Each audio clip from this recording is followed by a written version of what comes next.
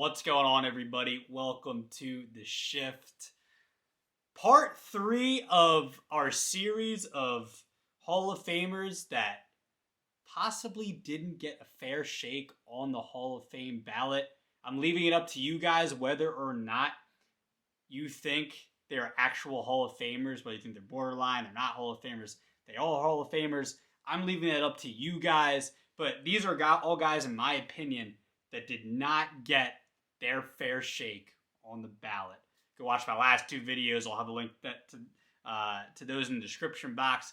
Talked about Kenny Lofton last video, and talked about John Olerud the video before that. Two guys I thought didn't get a fair shake on the Hall of Fame ballot. So let's get to part 3 in this series, the final installment. You know, maybe I'll do some more of these players later on, but for right now, this is just part 3. Maybe give me some ideas of some other players that you would want to see. But right now, let's get into today's player, Jim Edmonds. Gonna get right into his resume. He fell off the Hall of Fame ballot in 2016. Only received 2.5% on that ballot. There were about 7 or 8 Hall of Famers that ended up getting into the Hall of Fame later on. Griffey and Piazza got in that year, but there were about 7 or 8 Hall of Famers that ended up getting in. But is that an excuse to leave for Edmonds to get off the ballot? Please tell me in the comments.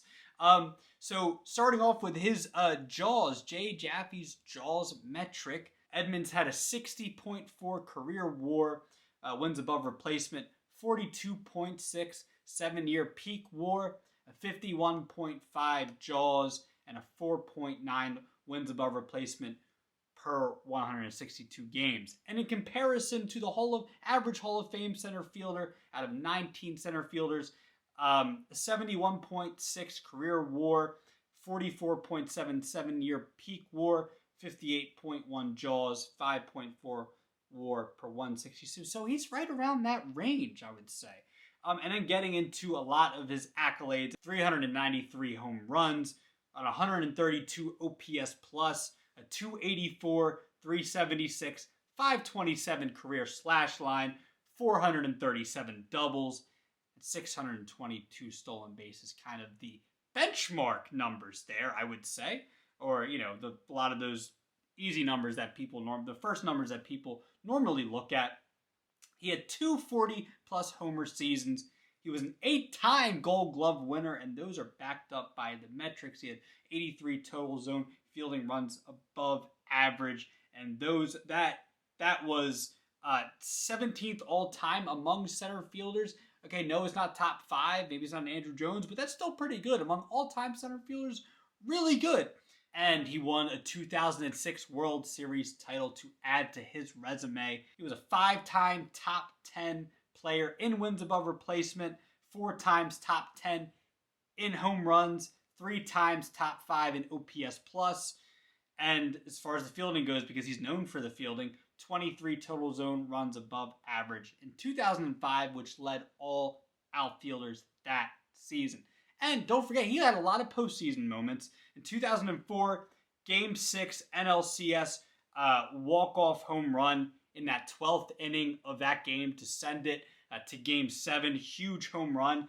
And then the next night has a run-saving Game 7 catch, huge diving catch to help beat the Astros and helped save a run for the St. Louis Cardinals to eventually go to the World Series that season against the Boston Red Sox. And one big thing that I think definitely kept Edmonds from being a lock into Cooperstown was injuries. I mean, injuries prevented him from only playing 135 games or more 8 times during his 17-year career. Only 8 times. There were many seasons where he only played, less than 100 games, man. And that really kept him out of the Hall. He could have accumulated the bigger stats like the home runs, the hits, the doubles. Maybe could have got to 500 doubles.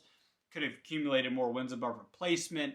Maybe even that 7-year peak WAR. Could have had more peak WAR. He could have been a Hall of Fame lock. So the injuries really prevented him from becoming a Hall of Fame lock into Cooperstown. And last but not least, just kind of wanted to leave you guys with a few comparisons. His Baseball Reference WAR in comparison to Harmon Killebrew, 0.1 above Harmon Killebrew in B-WAR. Just 0.1 points, I guess is that how you say it? 0.1 points above Harmon Killebrew in wins above replacement. And Harmon Killebrew, everyone agrees he is a Hall of Famer. 573 home runs. No, Edmonds doesn't have those stats, but something to keep in mind, 0.1 points above Harmon Killebrew. And Andrew Jones, that's a comparison that I thought was very interesting. Andrew Jones is definitely, in my opinion, he is a Hall of Famer. There's some people that don't think he is. I think he's a Hall of Famer strictly because of his defense combined with his offense, like being the all-time total zone runs above average leader for center fielders, plus his offense makes him a Hall of Famer.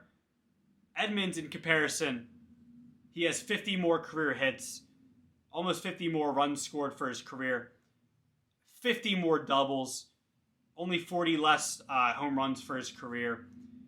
Slash line, very comparable, very similar to a certain extent. Actually, much better than Andrew Jones. And OPS plus, almost 20% higher than Andrew Jones. Andrew Jones is just a much better fielder all time.